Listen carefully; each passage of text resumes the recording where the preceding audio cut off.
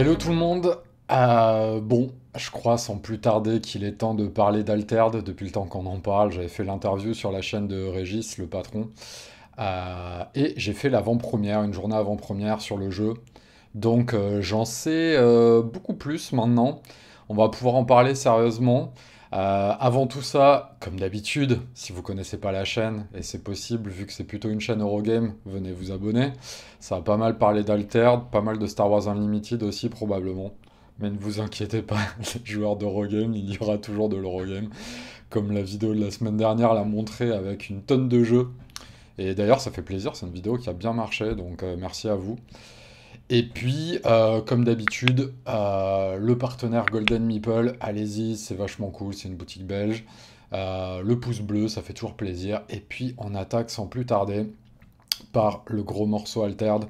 Donc bon, je suppose que même si vous êtes joueur d'Eurogame, vous en avez entendu parler, parce que bah, ça a été fait par l'ex-patron qui avait fait donc Seasons, Dice Forge et, et Dixit. Ça, mon jeu préféré évidemment. Voilà, donc ça ressemble à ça, vous connaissez, il y a le Kickstarter qui a été lancé, qui est déjà, on va bouger mon... Ah. Donc le Kickstarter a été lancé, il est déjà à plus de 2 600 000, hein, ça me paraît énorme. En vrai, je sais pas, j'ai pas trop d'exemples de CCG qui ont été lancés sur Kickstarter, mais ça me paraît quand même pas mal. Après, quand on voit le nombre de contributeurs, 7 500, ça a l'air cool, mais c'est pas non plus une razzia incroyable. Donc je sais pas, ça donne l'impression quand même que c'est un très bon résultat. En tout cas, c'est toujours pareil, c'est pas parce que les gens sont intéressés qu'ils vont faire le Kickstarter, donc je pense quand même que quand tu fais le Kickstarter, c'est vraiment que tu es totalement au taquet, et 7 500 personnes totalement au taquet, ça me paraît quand même pas mal, surtout que la récompense la plus prise, c'est celle à 150 balles. Bon, pour un joueur de CCG, c'est une goutte d'eau dans l'océan, j'ai envie de dire, mais voilà. Et du coup, il y avait une petite journée avant-première, c'était le 29, je crois. Non, c'était un peu avant le 28. Je vais pas dire de conneries, bon, 27-28 janvier. C'était juste avant le Kickstarter. Et il y avait déjà une hype qui montait parce qu'il y avait pas mal de gens qui étaient inscrits au Kickstarter avant même qu'il se lance. Voilà, donc en fait, comment ça s'est passé? Ça s'est passé que c'était toute une journée, donc ça c'était assez surprenant. Moi je pensais que j'allais me pointer un peu comme ça, faire deux trois parties, tester le jeu et voilà. En fait, non, c'était presque une journée comme à l'école, un peu obligatoire. Donc fallait se pointer le matin. Évidemment, je me suis pas pointé le matin, mais c'était le moment où on était censé découvrir les bases du jeu, découvrir un peu les decks et tout, sachant que bah, moi j'avais lu les règles et tout, mais j'avais jamais joué, donc je me suis pointé à midi parce que la bouffe était gratuite tout simplement. Et il fallait direct faire un tournoi en fait, alors qu'on n'avait même pas joué au jeu. Donc j'ai ramené quelqu'un du Discord d'ailleurs. Venez sur le Discord, venez jouer et venez parler jeu. Donc j'ai ramené quelqu'un du Discord. Et donc on a commencé un petit peu à tâter vite fait les decks, sachant que quand t'arrives, c'est traitement méga VIP, t'as un tote bag avec une boîte avec tous les starters, tous les decks starters, avec tous les protège cartes, avec deux tapis. J'avoue, on n'a pas trop l'habitude de ça en tant qu'influenceur, donc c'était un peu la teuf. Donc oui, évidemment, la question que vous allez vous poser direct, c'est est-ce que ça influence en jugement? Bah, ça donne pas envie d'en dire du mal, en tout cas, ça c'est sûr. Même si, bon, vous allez voir, si c'était vraiment mauvais, je le dirais de toute façon, mais bon, spoiler, c'est pas le cas. Euh, mais je vais quand même nuancer des choses, comme d'habitude, comme vous adorez. En attendant, voilà, donc on démarrait un tournoi l'après-midi, et le tournoi c'était assez rigolo parce que, en fait, on prenait une des factions du jeu, et on se retrouvait avec six autres personnes qui avaient pris la même faction, et on faisait un tournoi où on rencontrait jamais quelqu'un de sa même faction, et à la fin de la journée, il y avait la faction gagnante, tout ça. Donc c'était assez rigolo, assez stimulant, ça créait un peu de teamwork et tout. Et il y avait un autre truc qui était assez cool aussi, c'est qu'au début on démarrait avec les decks de base basiques du coup. Et au fur et à mesure on deck buildait des choses avec un des développeurs qui venait sur chaque table et qui aidait, donnait des conseils, ramenait des nouvelles cartes et tout. sur lesquels il fallait s'entendre parce qu'évidemment il n'y en avait pas assez pour tout le monde, pour tous les decks. On avait des héros différents aussi, donc ça c'était assez cool de voir un peu sur des mécaniques un peu plus sophistiquées. On sait très bien que sur les starters, bah, il faut mettre les decks les plus simples à jouer. Donc c'est bien de voir un petit peu d'autres choses. Et d'ailleurs, il y a une magnifique vidéo de présentation que vous pouvez voir sur le Kickstarter. Mais en gros, la particularité du jeu, c'est que... Alors oui, bon, attends, finissons sur l'événement, je m'emballe déjà. Mais moi, il y a plusieurs choses qui m'ont étonné. Déjà, il y avait beaucoup de monde. Et puis surtout, il y avait beaucoup d'étrangers. Ils avaient invité plein d'influenceurs d'Europe et quelques-uns des États-Unis, dont un mec que j'ai rencontré qui tient la plus grosse boutique des États-Unis, qui s'appelle Millennium. Et ça, c'est assez surprenant, encore une fois, parce que quand on a l'habitude de l'Eurogame, on n'a pas du tout l'habitude de ça. Il y a tellement pas ce genre d'ambition sur des journées promo, sur les Eurogames et tout. Au mieux, t'as un salon avec un rendez-vous avec le communicant et il te présente vite fait le jeu, mais tu te retrouves jamais une journée complète, tout frais payé, avec tout qui est donné, avec des influenceurs de partout, dont une partie, si j'ai bien compris, du trajet, en tout cas du voyage a été pris en charge. C'est quand même assez hallucinant.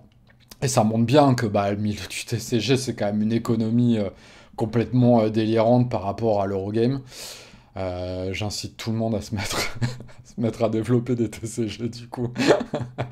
Non mais voilà, il y a ça, et puis il y a l'ambition aussi qu'on a peu l'habitude de voir sur des boîtes françaises et qui fait vraiment vraiment plaisir. Moi franchement j'étais en mode putain ça fait plaisir de voir ça.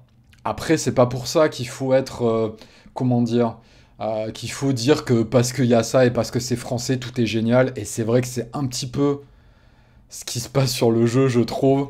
Mais bon, vous connaissez, hein, c'est le milieu du jeu qui a tendance à être comme ça, avec tout le monde est gentil, tout le monde est génial. Parce que t'aimes Régis, bah du coup t'aimes le jeu. Moi je trouve que ça donne un petit peu cette impression. Et je peux comprendre, j'ai fait de la musique pendant 8 ans, et il y a des groupes dont j'étais pas très fan, et quand je tournais avec eux, bah j'étais plus tolérant en fait. Et du coup c'est un petit peu... En fait, je comprends, même moi, forcément, vu que c'est français, je vais être forcément un peu plus enthousiaste. C'est une évidence. Il n'empêche qu'on peut quand même... on n'est pas obligé de déjà dire que c'est génial. Enfin, que c'est génial et révolutionnaire, en fait, parce que pour moi, il n'y a pas encore assez d'éléments pour en arriver là. Je trouve que l'emballement est quand même un peu excessif. Ce qui ne veut pas dire qu'il n'y a pas des bases solides là-dessus, et on va y venir. Mais je trouve quand même que globalement, c'est un peu too much. Surtout que, voilà, quand t'as passé une journée à jouer un CCG qui reste quand même des jeux complexes, avec un pool de cartes que t'as pas, des règles que tu découvres sur le tas, enfin voilà, faut quand même un peu se calmer. C'est comme dire qu'un jeu est le meilleur du monde après avoir fait une partie. Je trouve que c'est un peu... Enfin, vous me connaissez là-dessus, il y a plein de gens qui le font. Moi, ça me dérange, mais voilà. C'est un point de vue, voilà, vous le connaissez. Donc, arrivons au jeu. La particularité vendue par le jeu principalement, c'est le fait qu'il y a une espèce de course pour rejoindre ces deux tokens. On a un familier d'un côté et son héros de l'autre côté, et on doit les rejoindre sur une mini-piste au milieu. Et c'est un peu ça l'argument du jeu, parce que c'est pas de la confrontation pure et simple avec des PV. Oui, certes, mais en vrai, tu compares quand même des valeurs, donc moi je trouve que c'est exactement pareil en fait. Tu compares des valeurs, en fait, tu mets des cartes de chaque côté qui ont des valeurs sur des terrains. Qui ont des valeurs sur des terrains, par exemple, là on voit 1-1-1. Et en fait, si tu as une des valeurs sur un des terrains où tu as ton token supérieur à l'adversaire, ben, tu avances et pareil. Et ça donne pareil de l'autre côté, je veux dire. Et ça donne une des. Moi, presque, je trouve plus une originalité là-dessus, par contre, c'est que, en fait, tu peux avancer ton token en même temps, parce que par exemple, tu peux être dominant sur la forêt et l'autre dominant sur l'eau, et comme il y a les trois icônes sur le territoire où t'es, bah du coup les deux vont avancer. Ou alors tu peux le bloquer sur les trois territoires et être le seul à avancer, ou tu peux faire un nul et personne n'avance en fait. Et ça, vraiment, c'est assez technique, je trouve. C'est presque la partie la plus technique du jeu. Et c'est assez tricky, en fait. C'est comptage de valeurs et tout. Sachant qu'évidemment, il y a des boosters, enfin, il y a des tokens qui boostent les cartes, machin et tout. Donc, en fait, il faut un peu compter tout le temps. Et ça donne un peu une sensation pas du tout de jeu de cartes, en fait, classique. On est plus bah ouais, dans des trucs assez enfin classiques en mode CCG, LCG, ça donne plus ouais, du Marvel Snap, ce genre de choses, quoi. Tir à la corde. Moi, ça me fait un peu penser à ça, ou Bestiole en guerre, ce genre de choses. Sauf que là, t'as les trois territoires à prendre en compte, et du coup, parfois, c'est assez tricky. Et je pense que les factions ont des spécialisations que j'ai pas encore trop vues, mais je pense que tu pourras, dans le deck building, vraiment faire des choses assez techniques là-dessus, où tu vas te spécialiser sur un des territoires où tu es sûr d'avancer systématiquement, et tu vas essayer de jouer le rush là-dessus. Sachant qu'évidemment, il y a des cartes qui se retournent, t'avances, et des fois il y a des territoires où il y a qu'un seul des symboles. Donc si tu te sais spécialiser montagne et que c'est de l'eau, ça va être compliqué, clairement. Donc je sais pas trop en fait. C'est une inconnue, je sais pas. On a fait 6 parties dans la journée avec un deck qui évolue au fur et à mesure et des règles que tu apprends et des decks que tu découvres en face. Voilà, c'est clairement archi trop tôt pour parler de ça. Mais voilà. Moi, pour le coup, la partie mécanique que je trouve vraiment la plus intéressante du jeu, c'est la réserve. En fait, quand tu joues tes cartes, elles vont pas dans la défausse. Ah ouais. Tu joues tes cartes et à la fin du tour, elles se barrent. Ça c'est assez intéressant. Vu qu'il n'y a pas de point de vie à abattre, toutes les cartes se barrent. Sauf qu'elles se barrent pas dans la défausse, elles se barrent dans une réserve. Mais dans la réserve, tu ne peux avoir que deux cartes max.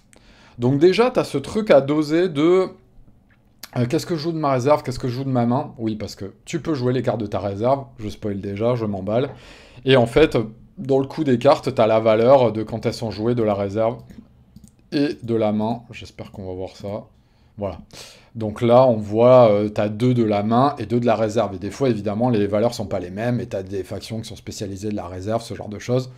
Donc voilà. Et moi, ça, vraiment, je trouve ça hyper intéressant parce qu'en fait, tu as une partie cachée qui est la main de l'adversaire, mais tu as une partie de la main de l'adversaire qui est visible, qui est donc la réserve. Et du coup, tu as une part d'anticipation que je trouve assez intéressante. Par contre, évidemment, il y a des effets qui jouent sur la réserve et qui te pètent les cartes de la réserve. Et moi, j'avais un deck qui jouait beaucoup là-dessus, qui jouait essentiellement avec la réserve, et j'ai eu des mauvaises surprises, hein. En fait, ouais, j'ai fait une journée assez bizarre, dans le sens où j'avais l'impression d'avoir bien compris le jeu et de plutôt bien gérer le jeu. J'ai fait 3 wins et 2 loses, mais en fait, les 3 wins que j'ai fait, c'était 3 belles wins. Et les 2 loses, c'était vraiment sur des trucs, ça jouait au bout du bout. Genre, la première lose, c'était contre un mec de l'équipe qui n'était pas un designer, mais bon, qui connaissait extrêmement bien le jeu. Et ça s'est joué jusqu'à la mort subite à la fin. Et mon deck s'est soufflé totalement. Évidemment, quand t'as pas trop de connaissances de deck building et tout, j'avais un deck hyper agressif. Et je pense qu'évidemment, il me manquait deux trois cartes pour tenir un peu la distance. Ce qui s'est produit aussi sur ma dernière partie contre la meilleure faction du jeu, on va dire. Parce que quand tu connais pas le jeu, je pense que c'est la faction la plus stable et la plus simple à jouer. Et où j'avais mes deux tokens qui étaient. Il suffisait qu'il n'y en ait qu'un seul qui avance de 1 et je gagnais. Et pendant 3 tours, je suis resté, je pouvais plus avancer en fait. Donc mon deck était totalement à bout de souffle à ce moment-là. Donc voilà. Et je sais plus où je voulais en venir avec ça, mais en gros, oui, voilà. Quand tu te fais péter, en fait, avec mon deck, il suffisait que je me fasse péter une ou deux cartes maîtresses de la réserve et j'étais dead en fait. Donc du coup, comme j'avais pas vraiment eu le temps de voir quelle solution je pouvais avoir dans le deck building pour ça, bah du coup ça m'a beaucoup handicapé et ça a été assez frustrant en fait. Mais bon voilà, ça fait partie de la découverte et tout aussi. Mais c'est vrai que quand tu tapes 6 parties dans la journée, c'est assez long. En fin de journée, tu peux avoir une petite frustration quand ton deck il fait pas ce que t'aimerais, tu vois. Mais voilà, en tout cas c'était un deck un peu plus technique, j'avais pris la faction des robots et c'était un deck assez technique que je trouvais cool, qui était vraiment aggro rush.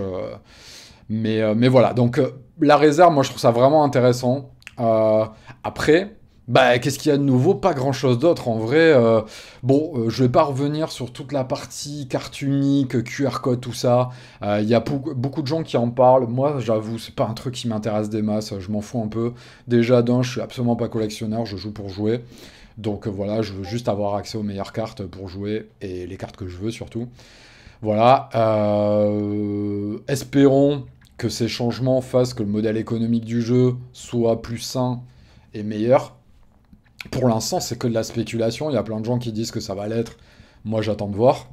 Peut-être parce que je suis pas assez spécialiste sur la question, tout simplement, et que les spécialistes ont des gens les éléments factuels pour le montrer. Voilà. Ensuite, voilà. Qu'est-ce que je pense du jeu?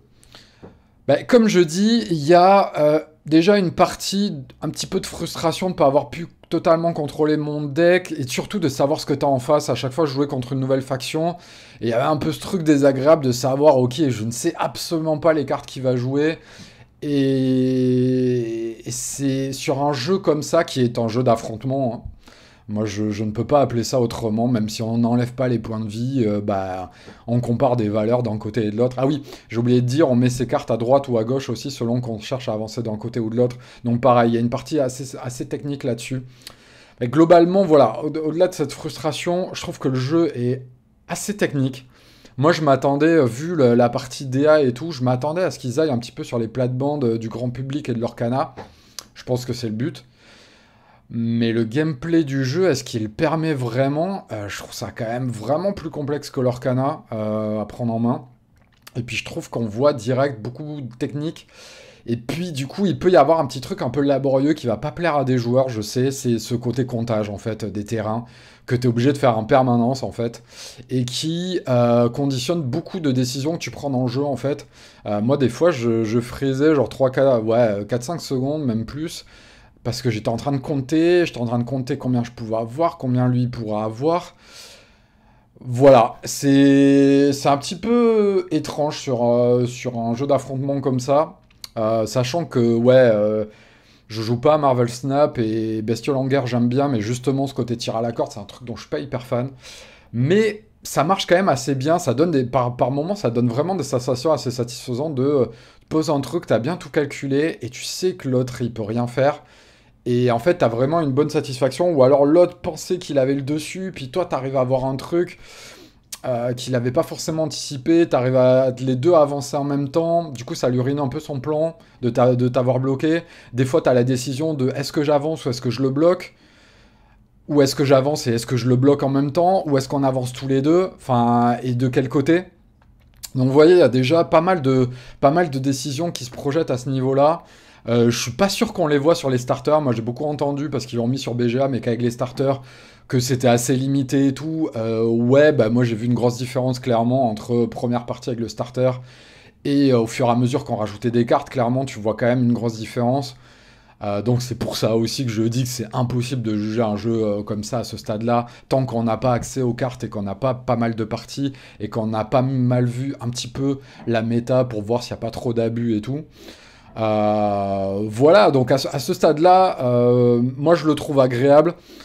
Il est assez long. Ça va être impossible de faire du BO3, c'est-à-dire le meilleur de 3 parties, clairement. Les parties, à chaque fois, elles faisaient une bonne petite demi-heure, je pense. Euh, Il y a des vraies décisions, mais on est quand même un petit peu dans ce truc où on n'a pas tant de cartes que ça en main, que les ressources montent progressivement.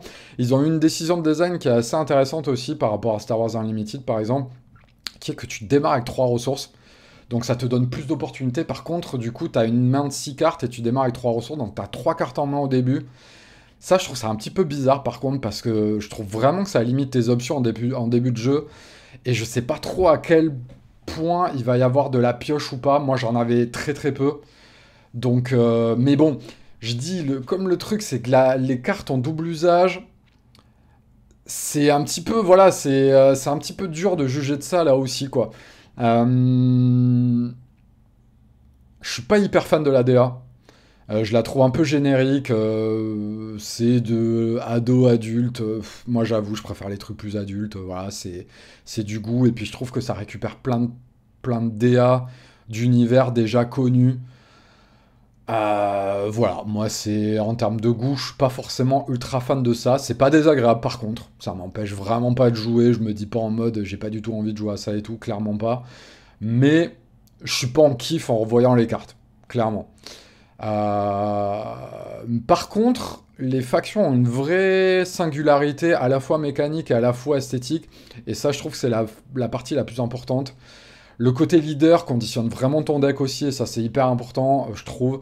Moi qui ai beaucoup joué à Netrunner notamment, ce côté avoir un leader qui conditionne ton deck et qui crée un vrai playstyle, ça donne une vraie envie de jouer, de tester des choses et parfois même d'arriver en tournoi avec des choses pas forcément méta et qui surprennent. Et parce que tu as un leader que les autres gens savent pas trop contrer ou ont pas trop l'habitude de jouer contre.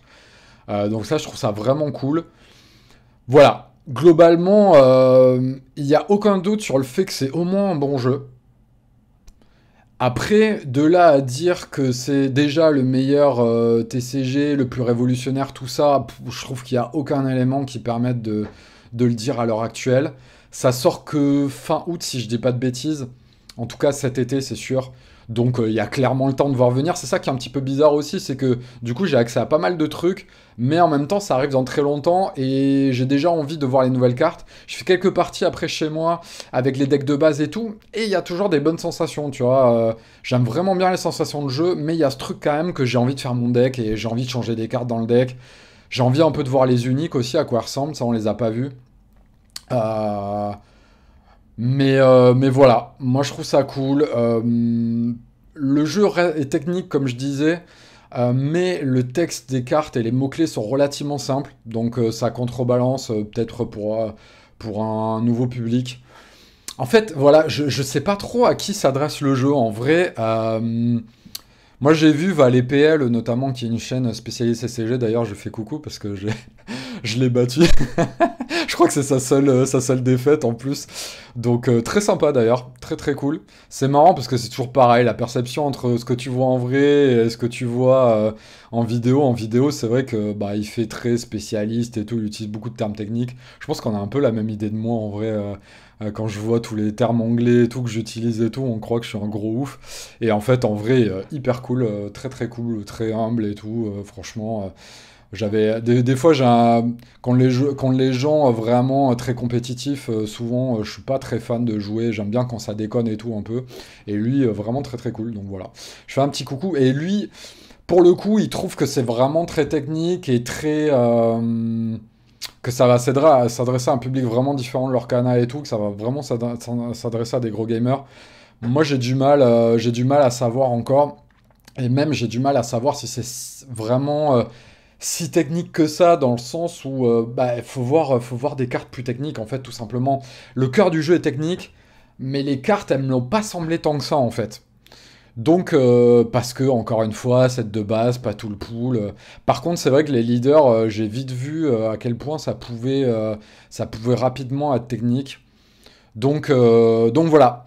Voilà, comme je dis, la seule réponse que j'ai, c'est que je sais que c'est au moins un bon jeu, ça tourne bien, c'est plaisant.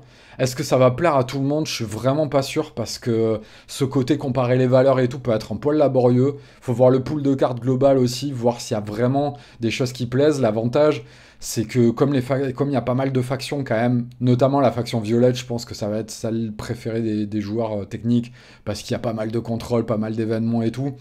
Donc voilà, moi je suis impatient de voir la sortie, j'y jouerai clairement à la sortie. Euh, Après, j'avoue, à l'heure actuelle, mais parce qu'aussi je connais beaucoup plus le pool de garde maintenant, mais pour l'instant je suis plus hypé par Star Wars Unlimited, dont je parlerai très bientôt, notamment parce qu'il y a une avant-première à Cannes. Mais le truc c'est que j'ai joué avec toutes les cartes de Star Wars Unlimited, donc forcément ça biaise mon avis. Ce qui est sûr, en tout cas, c'est qu'il y a deux très bons CCG qui sortent cette année. Il y en a un des deux qui est français et clairement, bah, en tant que chauvin, on a envie de pousser ça parce que. Mais c'est pas que le fait que ce soit chauvin, c'est le fait que ce genre d'initiative arrive tellement peu en France et c'est tellement rare. Et le business model autour duquel s'est fondé le truc, genre en mode, ok, je vends ma boîte et j'ouvre une boîte de CCG parce que c'est ma passion, quitte à ce que ça marche pas. Bah, moi, c'est ça surtout qui me crée clairement de l'empathie vis-à-vis de la démarche. Et puis surtout, en plus de ça, ils essaient de faire les choses bien et ils essaient de se donner les moyens. Et ça, c'est tout ce qu'on puisse demander en fait quand t'entreprends quelque chose, de faire au mieux en fait. Et moi, je trouve que c'est la démarche qu'ils ont. Et on le voit dans cette journée d'avant-première, hein, où on va me dire, ouais, t'es influencé, machin. Oui, un petit peu, forcément. Mais en même temps, c'est ça aussi le taf d'un éditeur, de donner envie, en fait. Et Altered, ils réussissent ce pari. Ils ont des moyens, ils ont embauché plein de gens. Ils ont fait sûrement des recrutements intelligents aussi. De ce que j'ai vu, de ce que je discutais avec pas mal de game designers, il y a des profils vraiment extrêmement différents. Je vois qu'ils ont vraiment essayé de prendre des gens de plein de milieux et pas forcément que des gros compétiteurs Magic, même s'il y en a. Et ça, ben, on va voir si ça va être payant. Mais en tout cas, il y a des choses différentes, ça c'est sûr. Et puis j'ai quand même l'impression qu'il a l'air de plaire à un public relativement large pour l'instant, à voir le jour de la sortie. Mais en tout cas, la hype plaît clairement à un public plus large que Star Wars Unlimited, ça c'est sûr et certain. Est-ce que c'est parce que c'est français? Je sais pas. Est-ce que c'est parce que tout le monde aime bien le Régis? Probablement aussi, je sais pas. Mais en tout cas, ce qui est sûr, en plus que du fait que le jeu est au moins bon, c'est qu'ils se donnent les moyens et ils essaient de faire les choses vraiment bien. Et ça, c'est pas de la complaisance de dire ça en fait. Donc voilà. Je souhaite le meilleur au projet. Bah, déjà, de toute façon, le Kickstarter cartonne, donc il n'y a aucun souci là-dessus. On va finir un petit peu sur quelques photos de l'event. Donc voilà, ça se passait comme ça, comme je disais, on était sur des tables avec les différentes factions qui se rejoignaient. Vous reconnaissez quelques personnes évidemment. Et ça, c'était un peu toutes les teams, voilà, comme je disais, les teams gagnantes. Voilà, ma magnifique tête, incroyable. Il y avait d'autres photos par ici aussi. Alors là, je lance un appel, merde, vous allez pas le voir, il y a ma tête dessus, attendez, je décale. Mais il y a Marie Grandjeu qui a aimé cette photo. Alors, Marie, il faut qu'on reparle à un moment, il faut qu'on se reparle. Je serai à Cannes et c'est avec grand plaisir. Je sais que tu m'ignores pas mal. Même là, on s'est croisés et tout. À un moment, je me suis dit, peut-être qu'on va se parler, mais je sais pas. En fait, je sais même plus à ce stade-là si on se parle plus parce que parce que c'est comme ça, mais qu'en fait, on se parlerait bien sans souci. Ou si vraiment elle peut plus me supporter. J'en sais absolument rien, mais en tout cas, moi, l'appel est lancé. J'ai aucun problème avec toi, Marie, y a pas de souci, même si j'ai dit des trucs qui t'ont vexé et choqué. Y a pas de souci pour en parler et j'ai absolument rien contre toi, donc voilà. Et d'ailleurs, le mec à ma droite là, très très cool, un gros joueur de Magic, bien bien kiffé. Voilà, il y avait une bonne ambiance en fait. Et le soleil est en train de sortir et est en train de ruiner la vidéo, donc il est temps d'arrêter. Je montre les photos à la fin. Cette vidéo part totalement en couille, mais tout ça pour dire, en fait, je pense que ça résume assez bien un petit peu ce que je pense du jeu, dans le sens où il y a beaucoup de choses à en dire, en fait. Et c'est ça qui est vraiment, vraiment excitant, c'est que c'est un jeu qui crée de l'attente, de l'excitation, et ça, c'est vraiment cool. Et il y a plein de choses mécaniquement, factuellement intéressantes. J'attends de voir le pool de cartes, j'attends de voir un peu des vraies parties avec des vrais decks que j'ai envie de monter et tout. Euh, et voilà, que dire de plus? À part, sans transition, que je vous fais des gros bisous évidemment, vous foutez de ma gueule quand je dis ça.